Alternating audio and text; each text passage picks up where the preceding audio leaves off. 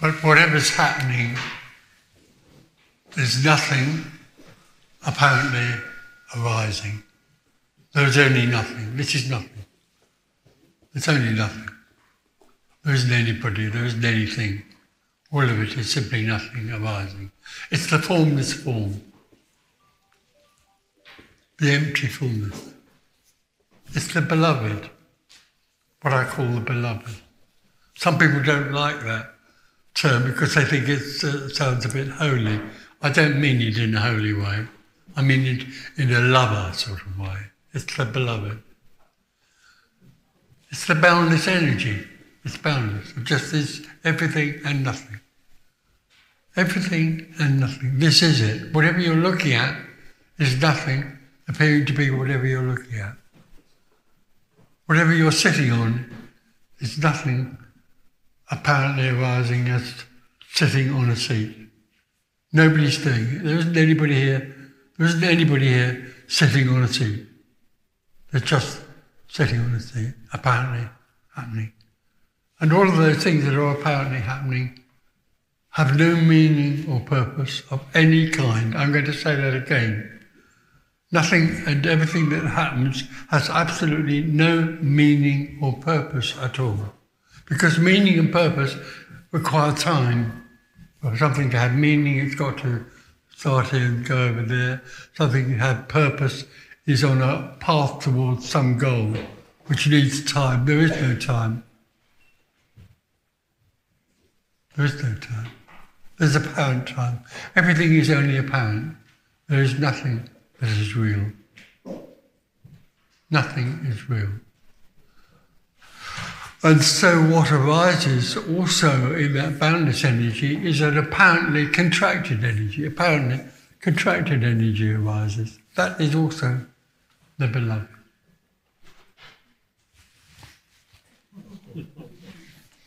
And in that contracted energy, what happens uniquely for the human being is that there's a sudden sense in the body, usually at a very early age, of something happening. At a very early age, there's no sense of identity, no nothing. There just is what there is. And then suddenly, in the body, there's a sort of tightness or something arises which is in a sort of prison, there's an imprisonment. And when that arises, what also arises with it is self-awareness, self-consciousness. Suddenly, in the tiny child, there's a sense of this being a self, having something arising in it called contracted energy. And thereafter, the child enters a dualistic world. Thereafter, the child lives in a subject-object world. Obviously, it takes time to learn that. As he grows up, he meets other people who live in that subject-object world. And it becomes for him the same thing. It's normal to be separate. Totally separate. Most people wouldn't even know. Is sound working? Most people wouldn't even know they are separate. If you go out in the road and ask somebody if they feel separate, they would say they don't understand what you're saying. But the majority of people in the world live in pure dualism, in pure separation, in a subject-object world. That's why there's so much distress and anger, because people feel dissatisfied. They feel they can't really find real fulfillment, so they search for it everywhere. And that search is driven by a subject-object attitude. What they search for is, you could call it anything you like, awakening, enlightenment, being wealthy, being whatever. But it's for an object. They objectify what they want and make it an object that they can have. But this is a real object that I can have, called the kingdom of heaven or being rich or whatever you like. And the great futility of all of that is that actually, because deeply, or more deeply, what is longed for is already everything. What is longed for is already everything. It can't be objectified. It's this.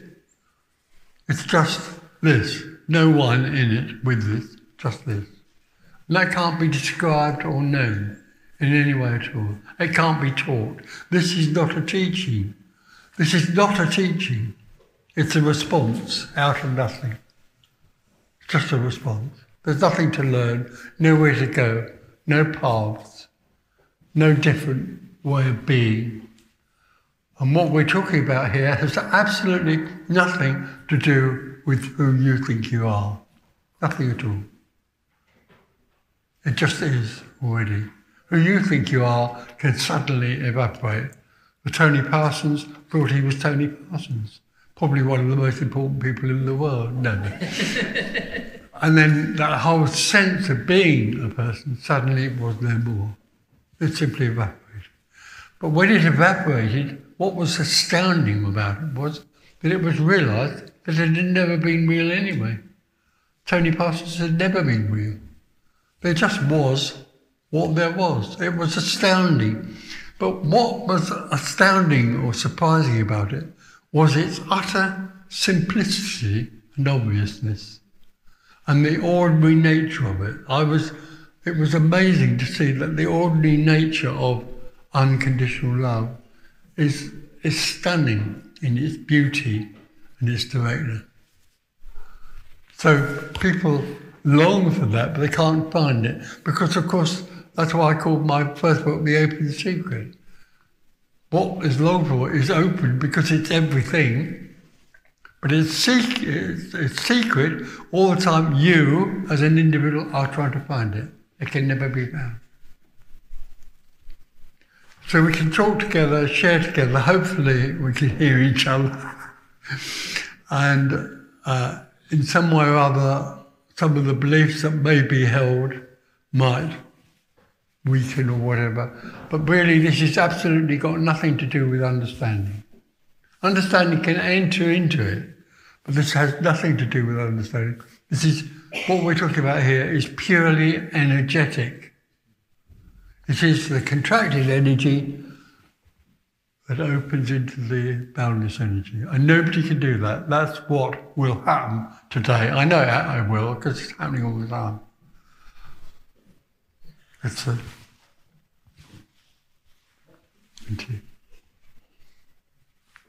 Yeah!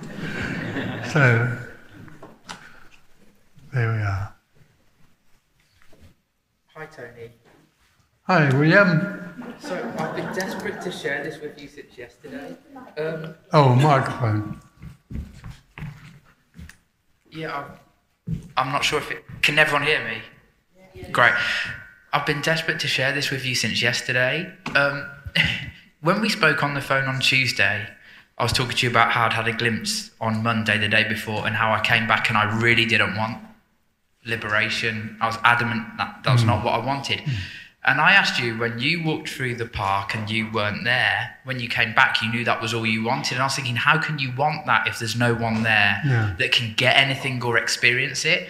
And you were just saying that kind of the freedom of it was, or the absolute freedom was what you wanted, even though you knew you wouldn't have it. Yeah, I don't know that I wanted it. In a way, I could sense that I couldn't have it. There was a sense when I walked out of the glimpse. Well, I wasn't in the glimpse. Nobody has a glimpse. A glimpse happens, and then you apparently maybe walk out of the other side of it. And when I walked out of the other side of it, whatever was there was not something that I could want in a way, because it was of no value at all to me as Tony Parsons. But it was so glorious that wanting it didn't seem even enough, really. Well, what I wanted to talk to you about since yesterday, when I was in the airport in Birmingham, and as I was walking through the airport for however many hours I was there, it was like, I don't know, maybe 10, 15 minutes not there, and then maybe 10, 15 minutes there. And that was just going on for a few hours where there was just no one, and then there was apparently someone going, oh, I wasn't there. And, and it was carrying on like for a couple of hours. Okay. When I was coming back yesterday, it was very obvious that was stunning. Just walking without anyone experiencing walking. You just said it in the introduction that the absolute, I can't remember exactly what words you said, but it was the ordinariness of it was stunning, basically. It was the ordinariness of walking without anyone walking is... How can the ordinary be so absolutely beautiful like that? Amazing. It's just... And you can't... The problem is you can't tell anybody. People phone me up, and when it's genuinely happening, they say to me, look, I can't even tell you what this is. I can't describe it to my wife or you or anyone. It's indescribable, totally indescribable. And this was another thing you said to me on the phone on Tuesday that I was reflecting on during the week and I didn't like it. You said that when there's no one anymore, nothing is exciting. You said it's just what's happening. And I was thinking about that for a couple of days. I was thinking, well, I don't want to not have exciting things. But what was clear when I was coming back yesterday after just walking without anyone walking was, why would you need excitement? Like when it's that stunning, the ordinary... Yeah. Thanks. Thank you.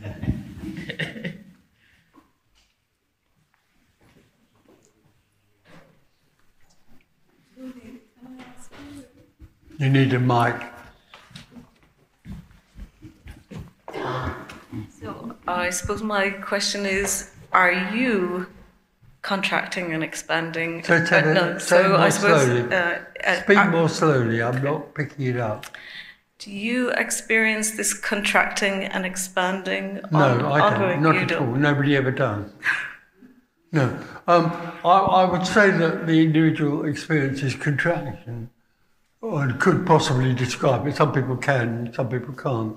But there is a sense of tightness and fear and anxiety. Most people actually live in a very subtle anxiety. But I can't, the expansion into the whole can't be described because there's nobody there when it happens. So how can it be described? If it could be described, it could be known, and it can't be known. It can't be known. I suppose my other question or musing as I came towards the meeting is, I'm interested in your describing it as energetic, only energetic. It is only energy because there isn't anything happening. These words that you're using and this thing here is using are not coming from anyone, they're coming out of nothing. So this room full of people is actually nothing, appearing to be a room full of apparent people. But it's only an appearance, it doesn't have any meaning of any kind.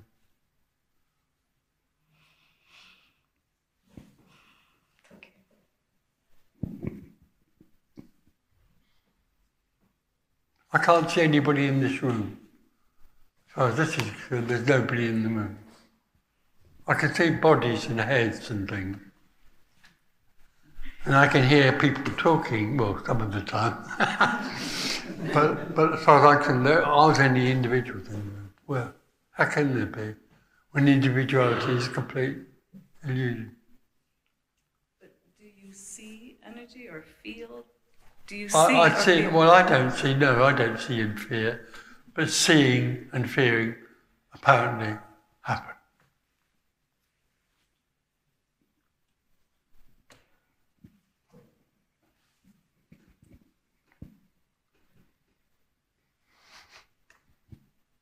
Tony, can I ask a question?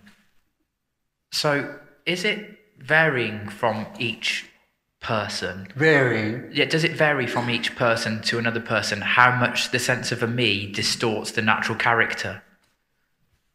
Yeah, some people can be more intensely me than others. Because that doesn't mean that the person that's not so intensely me can suddenly drop it, because they won't drop it. It may drop or it may not. So there's no meaning to any of those categories of meanness. The reason I ask is because now I've been listening to this message a lot for pretty much 3 years. And let's just say as the sense of being a me loosens, what's becoming so apparent is how much that sense of being a person has distorted the natural character of the body. And it's like I'm seeing things about myself that was so suppressed There's natural things about this character of this body that was so suppressed okay. that I didn't, and I'm in a way certain things are shocking me about this character that it was so covered over by who I should be. No, I hear you. Or it's heard. Yeah. And then I look back to glimpses, and the character was like, it was, I mean, in the time of the glimpses, no one there reflecting on it, but afterwards it's like such a strong difference to me, the natural character, and then who I put on as a way to deal with life.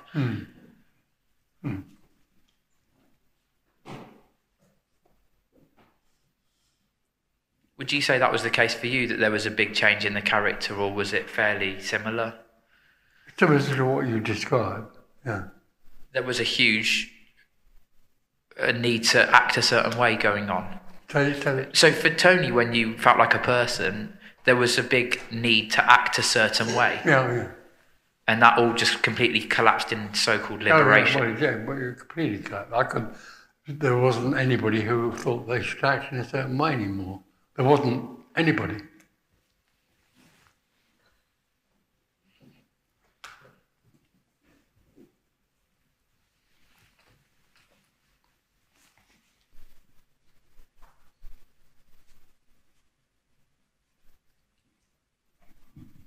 Tony, I was wondering what you would say. What's the difference between, let's say, separation and... Between what? Between separation and confirmation. Confirmation? Oh, there isn't a confirmation of this. There's no confirmation, but what I think you're driving at is the difference between separation and nothing. I mean, nothing, no thing. Separation arises in no thing. Separation is an appearance of no thing. It's what's apparently happening, a feeling of being separate. So it's not different in that it's the opposite or in a new way like that. It just is an experience of living separately in a body and being separate from the whole. So there's like a difference, or? Well, it's utterly different, because when it falls away, it's seen that there is nothing separate. But what's also astounding about that is that it's also very apparent that it never was separate. There was nothing. Can you also say in that way that it was like never confirmed, or that? Sorry? Can you also say that? When you say it was never separate, can you also say that it's never confirmed? It's never... The individual was concerned. I'm not sure what you're saying, really. Okay. Because the individual felt... Confirmed. Using the word confirmed? Yeah, confirmed. I didn't say confirmed. Oh, confirmed. Confirmed. Well, the individual, in a way, was confirming its separation, but you could call that confirmation or just experience. The experience of being separate is confirmed by the experience of being separate. Okay.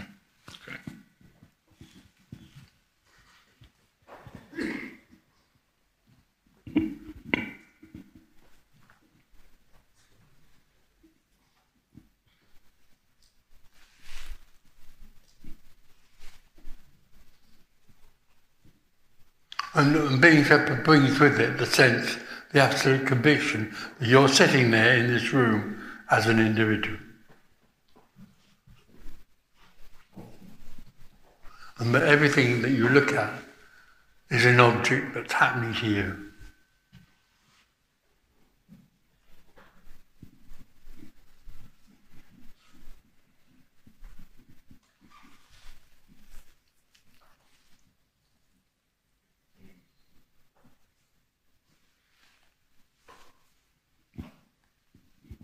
Tony, when the sense of me dropped there... Apparently dropped. Okay, apparently.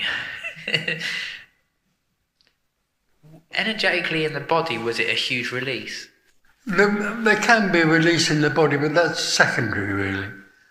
Because the individual lives in anxiety a lot of the time, it feels threatened.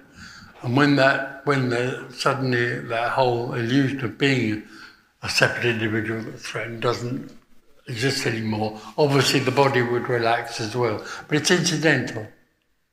Incidental? Yeah, it's no big deal, you know. Oh, right, yeah. Suddenly there was only this, and I don't have to do, or there isn't any longer an I don't have to, because there is no I that could. But I suppose you could say that the whole idea that you have to defend yourself against all those other objects, or try and succeed with all those other objects, is no longer there.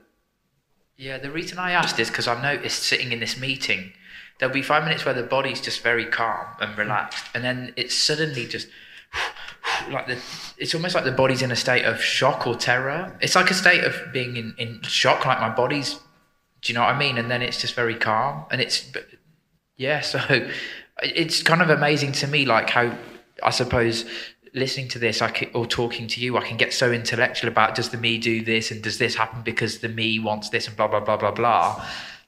But really, it's just a body, like embodied energy. Is that right? Yeah. It's just an embodied energy. And you said it in the introduction, if it goes, it's for no reason, or there's no cause. But how... If it's an embodied energy, it feels to me like there is something... Yeah, wait a minute, say that again. I think you said in the introduction that if it ends, there's no cause. Like, there's no reason for it. Well, then, but I didn't say when it ends there's no cause. I said there's no cause.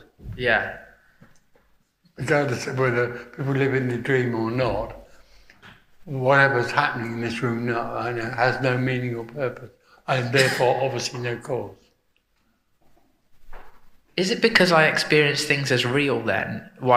Is it because I experience things as real, why I assume there must be a cause? And you also you're very anxious to get it all right. When you have all these things that seem real to you, you want to put them all in a file so you can handle them. You're incredibly obsessed by control. I have OCD. Join the queue.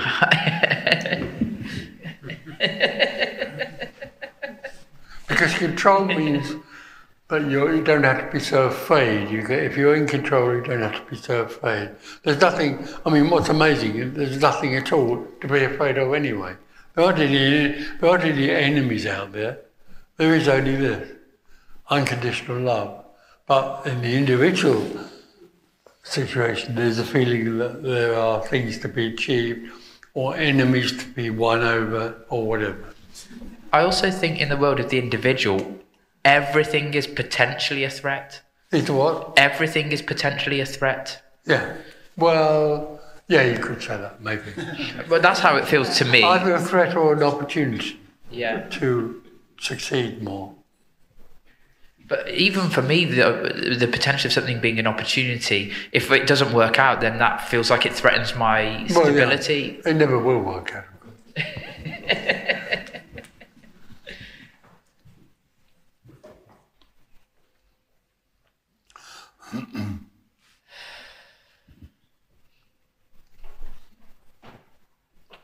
This is it. Just it. When you said it never will work out, sorry? You just said it never will work out. When you felt like an individual, would you say there was always some hope up until the very end? That things could work. Like, so when you just said it never will work out. No. I said when you felt like an individual, up until the very end of feeling like an individual, was there always some hope that things would work out? Yeah. It's impossible for me to... There was a recognition there was something else going on that I couldn't put a finger on. That was always there. When I went to different teachers and they were trying to teach me, I knew somewhere underneath what they were saying was a possibility which would be absolutely astounding and would knock everything they say sideways. There was always a sense of that. You felt like that since a little child? When I was very young, I felt that, and then when I got into the world and started to try and succeed, then I became a much more effective individual. So I was quite effective in my individual life in terms of succeeding. None of that meant anything, of course. But so at the very early age, it was seen suddenly there could only be this. And then I entered the world of success and failure. And then later on, everything collapsed. And what the child had seen was obviously apparent. Yeah. That's the same for all of us, actually. I mean, there's nobody sitting in this room as far as I'm concerned, but yeah, I could quite happily say that every apparent person in this room knows what I'm talking about. They know it. Somewhere. Hidden, but... Tony, I'm sure you'll disagree with what I'm going to say, but... Because the openness to this, what you said, another possibility beyond success and failure, it feels to me like there must have been some choice in that openness. Well, there can't be. That was a part of the nature of the possibility, that it could be chosen. The openness is just something that happens for some bodies and then not for a lot of other bodies. I mean, I used to watch people who claimed to be enlightened and thought that they'd got to somewhere, and yet I also knew that there wasn't anywhere to get to. So, whereas other people that were with you listening to those people, they might not have had that openness, that there was nowhere to get to. Yeah. But I know other people that are the same as me. There are other people now talking in this way, and I got the feeling with some of them they had the same otherness going on. Well, actually, of course, everybody has that otherness going on. Everybody in this room has that otherness going on. But all the time that the person in the room is trying to nail it to the ground, or whatever you like. All the time there's an intention, then the energy that is there can't be open. It can't open.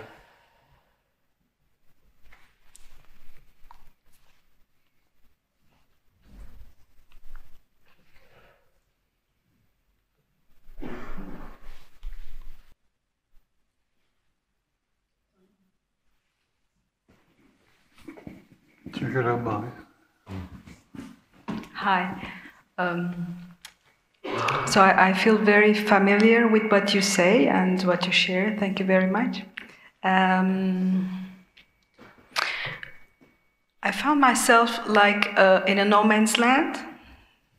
Somehow. You find yourself in a no man's land. Yeah. Somehow I have no hope because it's useless. No. I don't search because it's hopeless, and but I feel fearless. And you say you won't search, but do you think there's someone who's choosing not to search? Because that's also not likely. True. I mean, sometimes, you come here today, so obviously there's something. I mean, willingly. It's not. There's no. Yeah. I'm not feeling. I know it's hopeless, but search arises. Yeah. Actually, yes.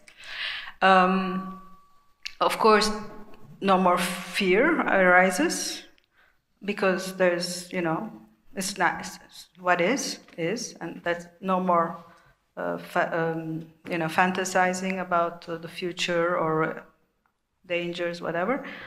But then it's and I know that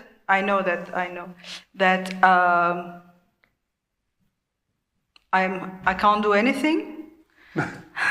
It's far worse than that, incidentally. Yeah, I'm not there to do anything. But this contracted energy that seemingly separates the world and the me is still felt somehow. I cannot tell if it's in the body or, there is the sense of separation. And that's where I found myself. It's pretty nice, huh? It's very comfortable, and just wanted to share that, and there's the thought that says, well, it's going to, last for the rest of your days, the state of, and also you hear me? Yeah. Some thoughts arise, you suffered for nothing because there was, suffering in the past on behalf of someone who had, who had to be recognized, whatever. And yeah, it's a dull place, not very exciting, not very suffering, and it's going to be there forever and ever and ever. Well, you can't do that, but yeah, I know what you mean. Yeah, that's a little bit weird. Well, thank you for sharing what's going on. I would like to have a question. Oh, no, but I don't. But yeah. Good. No, Oh, you'd like to have a question, but yeah. you don't know. It doesn't sound as though you would have a question. The way things are going on at the moment. Yeah, I would like to have the last question. That would make me stop feeling. As a lot of people, maybe, I don't know, just projecting. Yeah. So, but I know there's no answers anyway. So you don't. I don't find. I somehow feel that there are no answers. There are many questions, but there are no finding. A lot of search, no finding. You're sitting on the answer. Yeah, Everybody I can. in this room is sitting on the answer.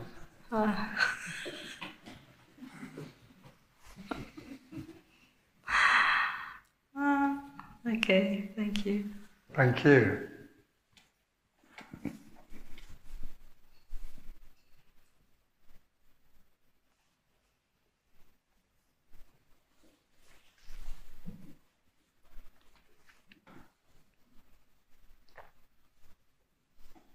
Tony, I'm not sure if this is a question. A while back, when we were talking on the phone once, you were saying when the me feels threatened, one of the ways it keeps itself secure or together is it brings up the neurosis that is most effective for that individual. Yeah. Yeah, I just noticed that happening. Oh, no. And it's amazing. About survival. The me wants to survive, so it'll devise the most effective way to contradict this or whatever you like by choosing the most neurotic path of that person, that particular person. It's very interesting to watch, actually, how the me wants to survive, and it will. And when I talk to different people, it's amusing or amazing how what they've chosen to do is to dig themselves into a neurosis, which is exactly their neurosis. Sits them down to the ground. I remember you saying that there's a neurosis that's specific to that person that's like the favourite, and it's funny how we've all got our favourite. I mean, it's essentially energetic. There isn't really a person. But the energy of survival is to stay in the energy of neurosis. When you said that it's interesting to watch how the me will try and survive, do you mean like when we're asking a question and you start answering, the me will defend itself during this interaction? So you said it's interesting to watch how the me will try to survive. Do you mean like as we're talking or you're talking to someone else, you can see that me's trying to survive? I can't, but it's sense. What do you think is my worst defense? My defense? Oh, God. You're too clever. Your cleverness keeps you in the search. And you think that is me defending myself against what you're saying? Really? That's a defense? Sorry? You think that's a defense? Of course. Survival. If I go on being clever, I will never find the answer to this. Oh, stop Tony from beating me. I'll stop Tony from beating me. That's what it is for me. I think we're in a competition. I think we're in a war. I actually think, like, to me, the experience, like, I love you, Tony. I don't want this to come across badly, but when we're talking, I feel like we're in a competition. A competition. Oh. Like I've got to beat you at this. Not about you've got to be cleverer than me. That's pathetic. I know you're better than me. Utterly futile. There's no one who's cleverer than me. No, Tony, like, I know you're better at being nothing than I am. I want to be, yeah.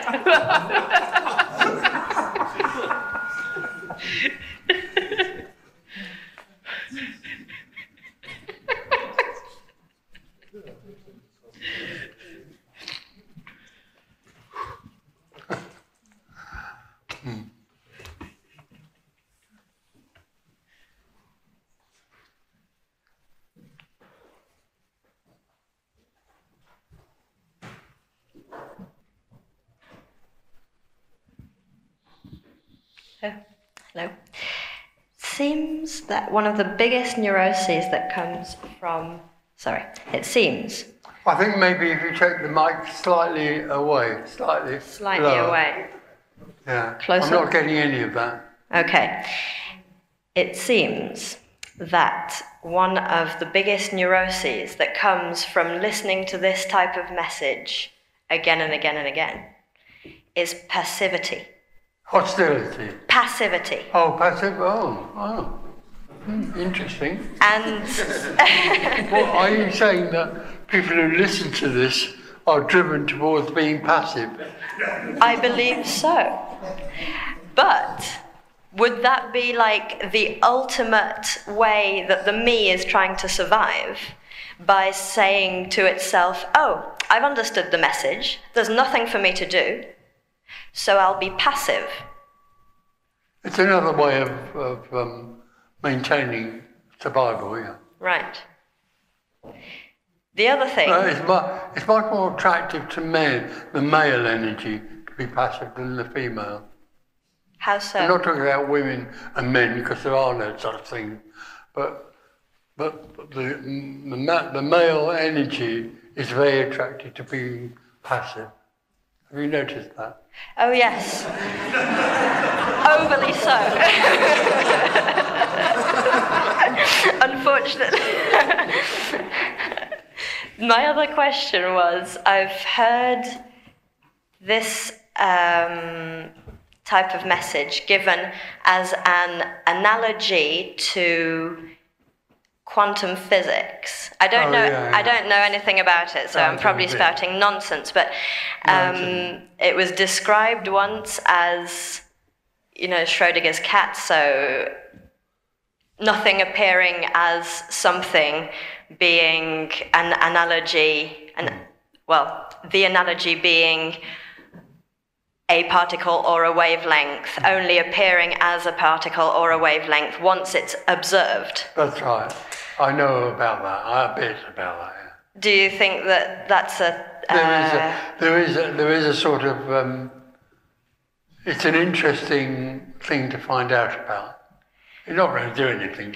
No, but do you find it an interesting analogy or just useless? No, it's an interesting analogy. Okay. Thank you.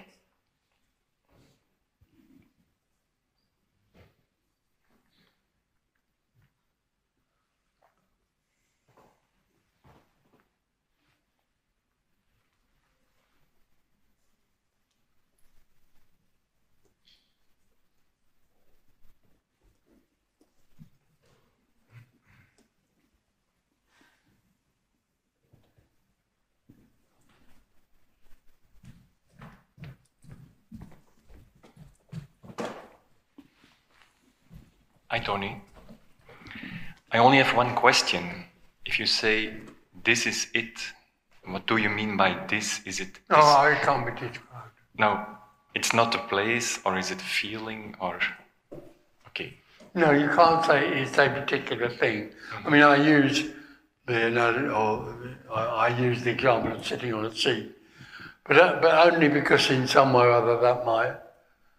I don't know why, but it can trigger a sudden, but, there's no particular, this is, because this is everything and nothing. Right. Thank you.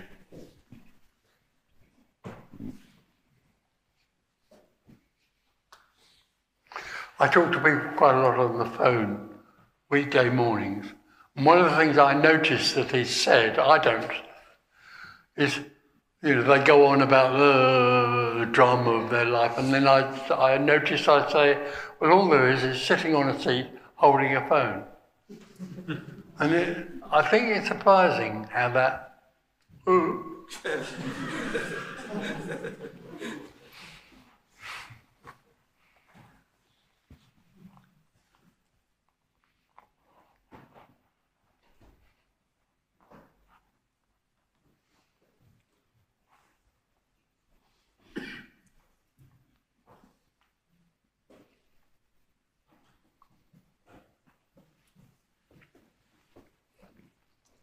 Tony, a question rises then, what's the point in anything?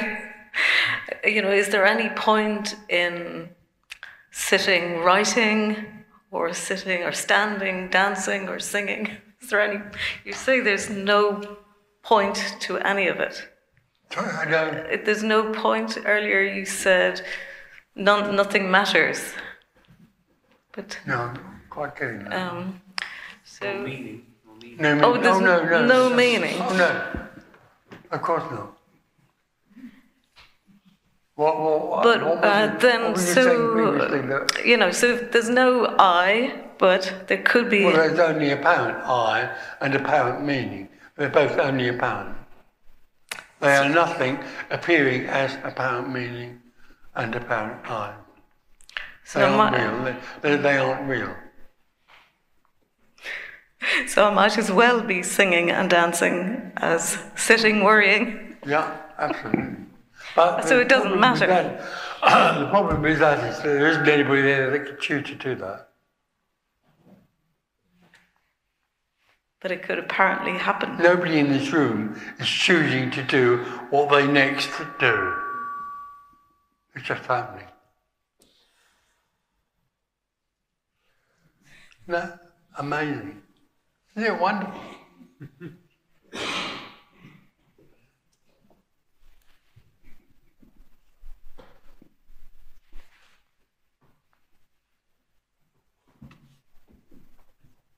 I didn't want to share this, Tony, but I can't help myself. You can't help yourself. No, I did. What I'm about to share, I didn't want to share it with you, but I'm going to. Oh, that's exciting. It's not that exciting, really. But when you were talking before, and you said when you have a lot of phone calls, and you say all there is sitting on a chair and holding a phone, the first thought that came to my head is, you used to say that to me every single time I called you at least once a week. Bloody useless, wasn't it? And I thought, you haven't said that to me for some months now, absolutely. So I thought I'm definitely advancing. Well, absolutely. You haven't needed to pull that. It's not clever enough for you. But do you think I'm advancing? Sorry? Do you think I'm advancing? Oh, sweetheart. I know it's very clear that nobody is. How can you advance on that which already is? There is a movement, I don't know whether you know, called the direct approach movement. It's a group of people who talk about this in a teaching sort of way. And they are suggesting that there is a way that you can approach this. It's so utterly, wonderfully, sweetly ridiculous. Because, if there is only this, how can you approach this? When you take the next footstep towards it, that's already what it is. You can't approach something that already is everything. Tony, I've got a method that I'm just realised I'm using to become liberated. My method is to talk to you and Jim and Andreas as much as I can. You can't choose to do that. No, but it's like a method. You're not talking to me. You're not talking to me. But it feels like my method is working.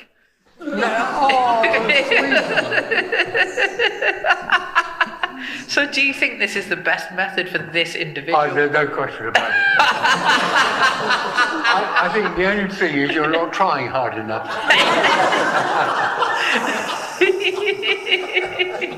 I can't possibly go on any more aeroplanes.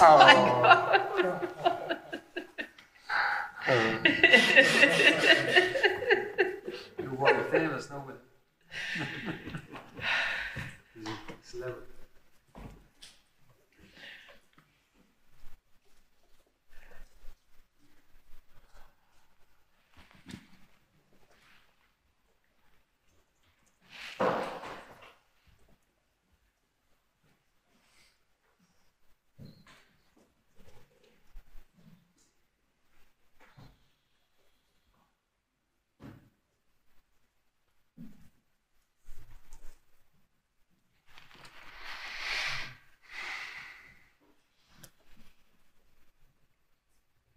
Tony, so why is the individual so convinced that it will find a method that is going to work? Well, he can't think anything other than that. He's fascinated by the idea of finding the treasure. It's a treasure hunter, and he's fascinated by the idea that there is a treasure somewhere, be it whatever it is. But that's all that fascinates him. There's no possibility of it thinking of anything other than that. It's an subject-object search. And so it thinks that if there is a treasure somewhere, there definitely has to be a right method that would work. Yeah, a map. A proper map. The Bible. Yeah, with man with a beard. No, absolutely. And that's why people are attracted to teachers who seem to be very comfortable about what they're teaching.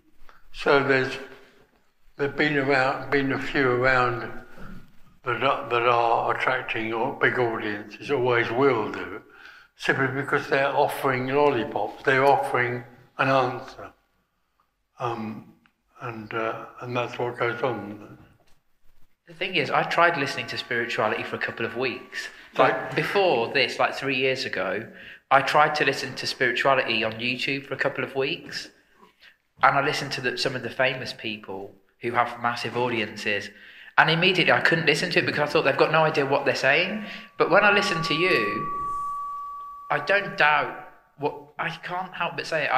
This feels like the truth. Do you know what I mean? There's a young lady at the moment who I've only watched on YouTube because I can't be bothered to look anywhere else, but she has a huge audience on YouTube, and if you look at her website, she actually claims that the self-inquiry and attention to awareness and all of those things, meditation, all led her to the state she now believes she's in. It's very, and therefore, of course, what directs her communication is teaching of those things, or teaching. Basically, she's teaching people to try to accept separation, accept or surrender to separation, which she calls beautiful and innocent. And she talks in that way, directing people to accept. But the awful, well, not awful, but the amusing thing about that is that there's no one who can accept this. There's no one to accept or surrender. But I can't unconvince myself than thinking that this is a truth, this message. No. I know you say it's not the truth. No. And that I believe it. You always say, you said to me but quite a few times on the phone, liberation isn't an object. I think it's like I have it as an object. And when I hear you talking, I think, well, this is that shiny treasure. Like, it feels like such a shiny treasure. Well, you'd want to believe that, because it would be awful if it wasn't like that. If I wasn't really telling your particular truth that you want, then you'd give up. But somewhere else you know that I'm not talking about your particular truth. That's what fascinates you.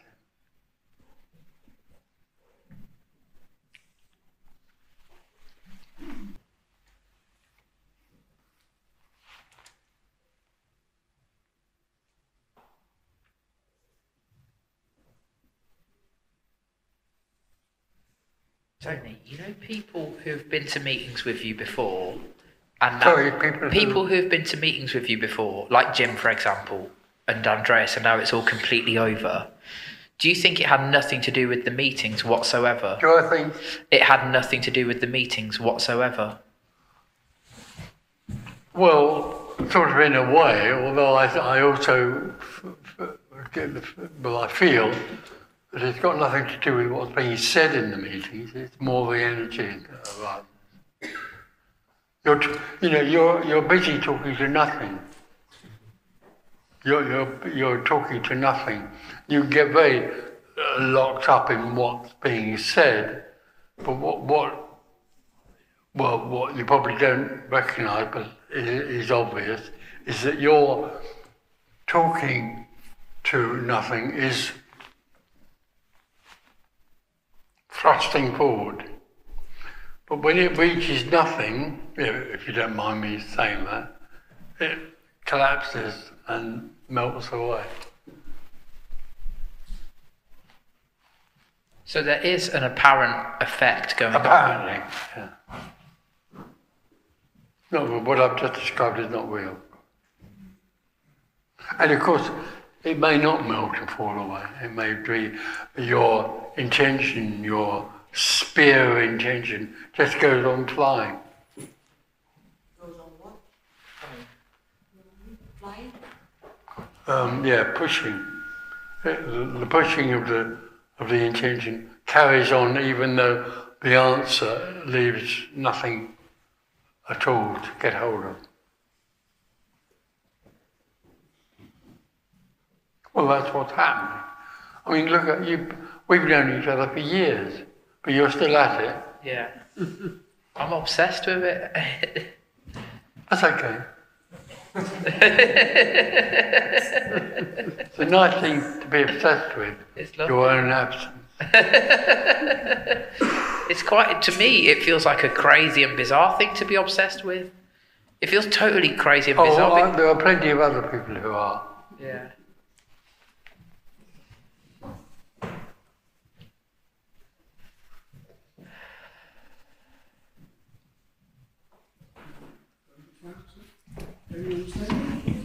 John? Is that John? Oh.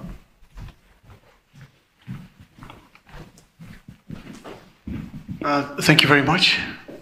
I would like to ask you why it is so very hard to let go. Sorry, say that Just again. why it is so hard to let go. Because you think letting go is something that you can do. Yes, all right. So when you're letting go, it's another. I'm letting go. Now I'm going to let go. It's intention. It's an intention. Which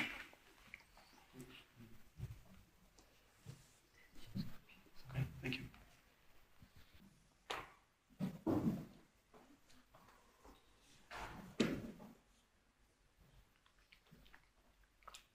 one of the things that I'm trying to think now when I was Tony Parsons, but one of the things that kept on coming to me was the amazing understanding, I have to say, or maybe it was more than an understanding, but the amazing openness to the fact that every little thing that's happening is the beloved. Everything that's happening right now, thoughts, no matter what they are, everything that's happening right now is the beloved. And I remember that I was totally in love with that. It's like falling in love, really. Falling in love with what's happening. And then in some way or other, I can only say that I was falling in love with the idea that everything was happening. I'm talking about eyebrows and sitting and a noise here, there. And the little tiny little, completely unimportant events that are the beloved, that are the whole axiom of what we're talking about. And in that, in loveness with that, somehow I died.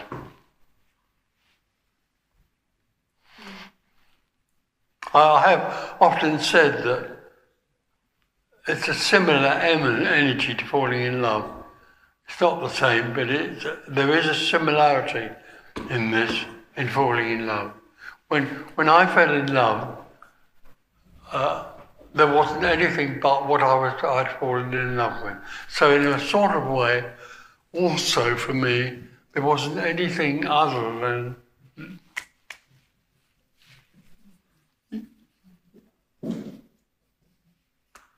it's happening right now. It's happening right now.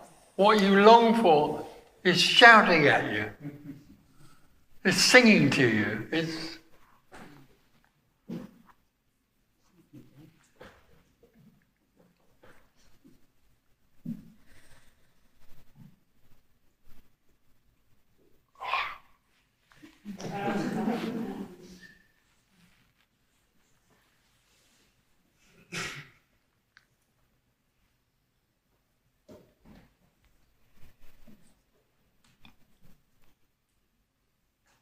you can't escape this. You can't escape. You can't escape from this. This is all there is. It's constantly only this. You can't escape from it. Even the idea that you can escape from it is also this.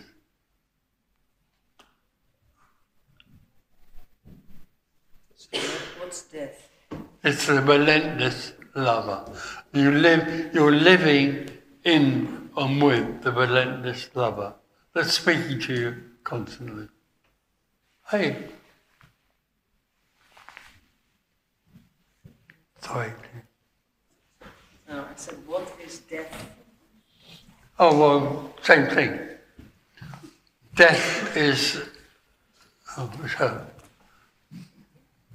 So actually, it's already asked, what is death? It's the same thing again. Tony Parsons was out there, but realised that also came to this realisation that what was happening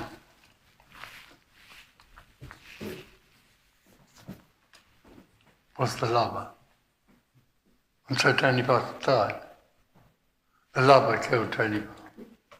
The ruthless lover killed Tony Parsons.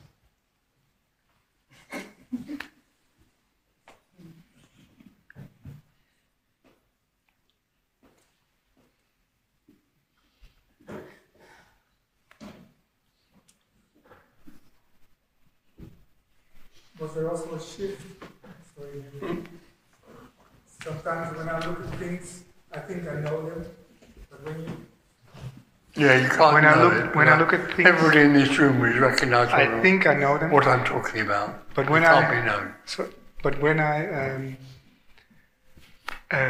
you just described that when you look at things, that this knowing is stopping. The knowing stops, or something. Say that again. When I'm in myself, when I'm me, I think I know that this is a green sweater, that you are a person, and sometimes it seems to vanish, and then there's like this, that I don't know what I'm looking at, and it's just incredible, and it's like, I don't know, something I cannot describe anymore, and it's like, here is not there, and there is not here, and green is not green anymore, and everything is like a surprise. Mm. Is that a bit... No, well, anyway, that's what...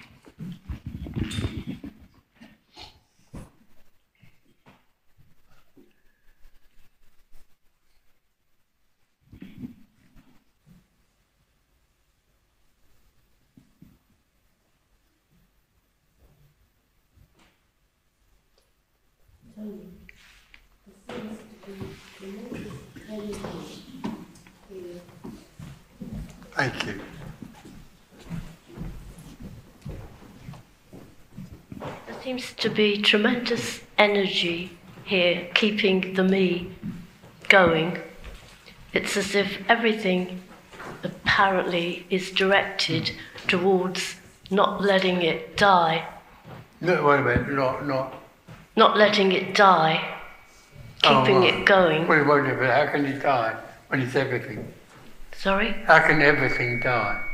No, just the sense of me, the separation, the sort of contraction. It feels like there's so much energy going into keeping this, apparently doing it, keeping this contraction going, and it's sort of...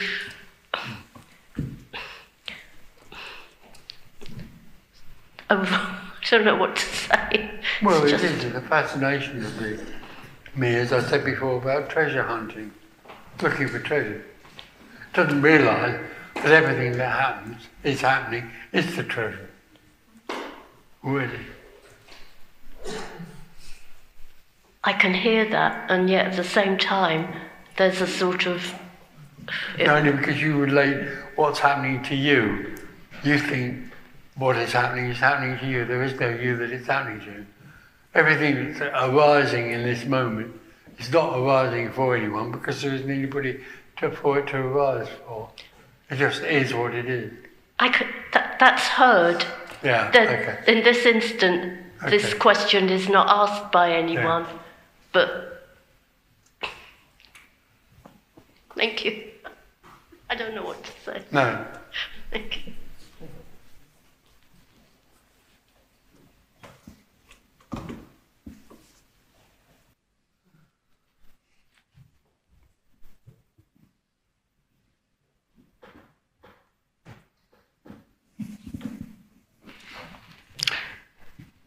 So even a conflict is it? Yeah.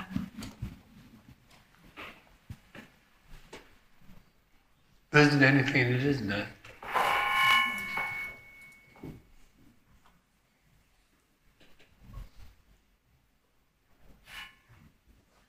Even the idea that this can't be it, is it?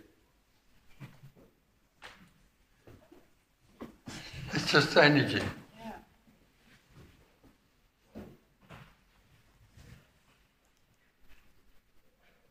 Yeah, it can't be another way, of course.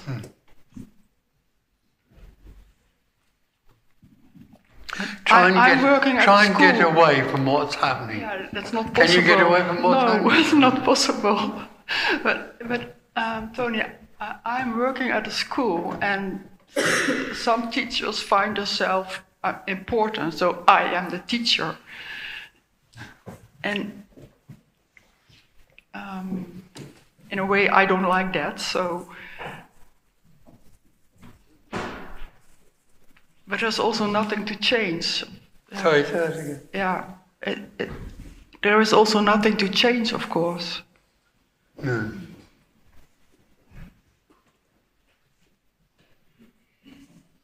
She said she was a school teacher. Yeah. Hierarchy. She's a school No, teacher. I'm not a school teacher. No, I'm working with teachers. Okay.